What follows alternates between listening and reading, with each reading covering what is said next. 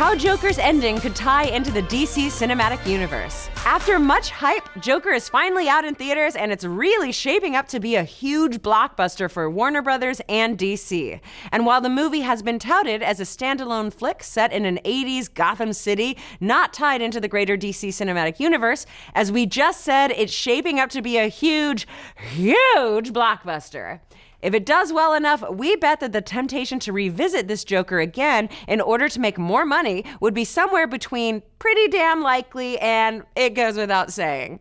But what would that film look like? Well, luckily the ending gave us plenty to chew on, so there is definitely room to continue the story and even tie it into the DC cinematic universe as well. Booyah. Now, before we get into the main story, we want to give you a spoiler warning. We will be talking at length about Joker in this piece, and we'll be spoiling the hell out of the movie. Seriously, if you haven't seen it yet, go away. Go. Get out of here. We're going to wait. We're just going to spend the next few hours working on our stand-up routine. Okay, everyone ready? Great to see you tonight. Thank you so much. You're an awesome crowd. A guy walks into a bar and pulls out a tiny piano and a 12-inch pianist.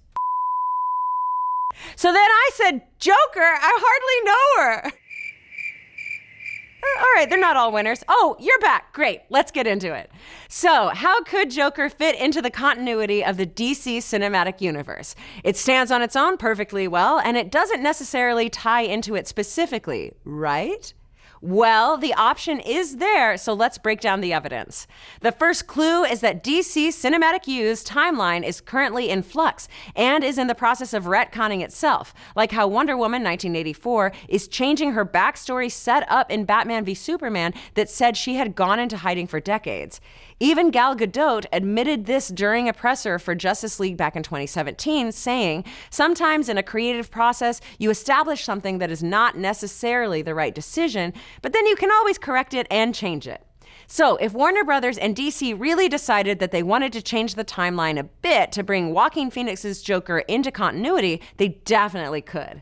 Tying directly into that is the death of the Waynes in Joker. While we saw Bruce Wayne's parents killed in a different way in Batman v Superman: Dawn of Justice, it was through the lens of a dream sequence, which, come on, dreams are super unreliable narrators. Speaking of unreliable narrators, let's talk Joker, specifically the ending. In it, the audience learns that some of the film they just saw didn't really happen.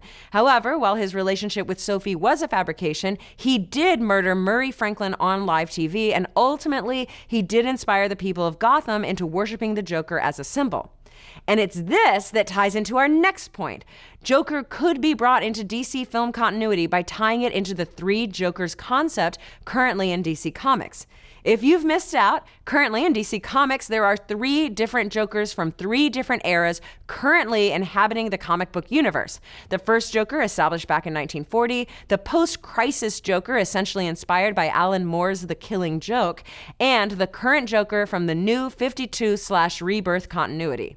While this storyline has yet to be explained and will most likely pay off in the upcoming 3 Jokers Black Label comic, one theory about how it will work together could apply to the movie universe as well.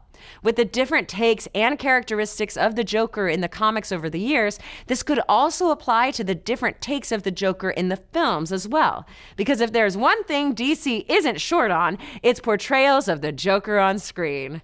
If Joaquin Phoenix's Joker in Joker is the sort of original Joker, a la the 1940s Joker from the comics, it wouldn't be a stretch to believe that he could inspire others to later take on the mantle of green hair and white face paint, kind of like he does in the movie, and we could see Jared Leto's Joker years later as one of those inspired by him. And honestly, this would be much better than having Phoenix's Joker be the only Joker in Gotham City, which would eventually see him as an old man being punched in the face by Batman when Bruce Wayne finally comes of age, because that's just not a fair fight. You wouldn't hit a guy with glasses on, would you? Huh? Although it does seem to be the point of the TV show Gotham, so who knows? Ultimately, the Joker as a character is a notoriously unreliable narrator. Hell, Joker director Todd Phillips has said that is part of what drew him to the character, the multiple choice nature of his backstory. So, if DC wanted to make the events of Joker canon in the Man of Steel timeline, there's a pretty clean path to follow. It could be canon, even if it is all a lie told by the Joker. That's the beauty of the character. His lies are just as important as his truths. Could this all happen? Maybe, but also maybe not. No matter what, it will be interesting to see whether Joker remains a standalone film or if it gets folded into the greater DC universe as time goes on.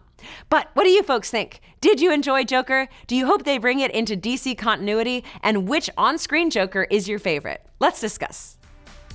Thanks for watching. If you like what you saw, why not give us a like and subscribe? If you want to get notified every time we go live with a show or drop a new video, feel free to mash that little bell so you can be up to date on all the latest theories, news, and rumors in the pop culture world.